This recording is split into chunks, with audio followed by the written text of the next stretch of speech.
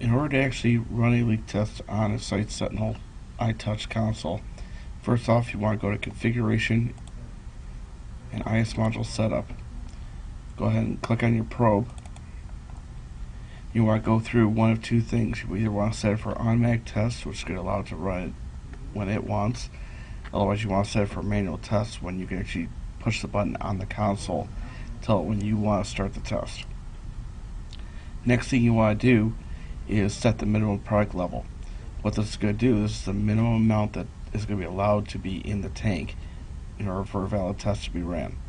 If this test does not actually have this amount in the tank, then the test will not actually run. Now, to find out what you need to set this at, contact your local EPA regulator or your fire marshal. They'll be able to tell you exactly what the state recommends that this level be set for. Once you have this set up, go ahead and hit apply and OK. Get out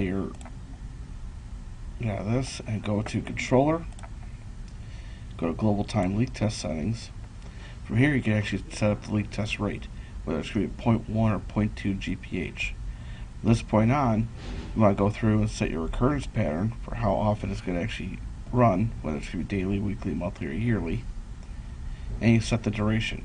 Now, anything less than 2 hours for a 0.2 GPH or 4 hours for a 0.1 GPH is going to cause what we call false positives. What this means is the fact that we may actually have false failures or false passes during that time because you're not running a full test.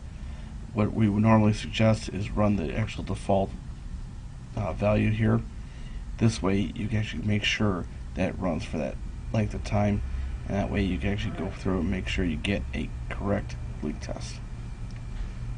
And that's how you set it up.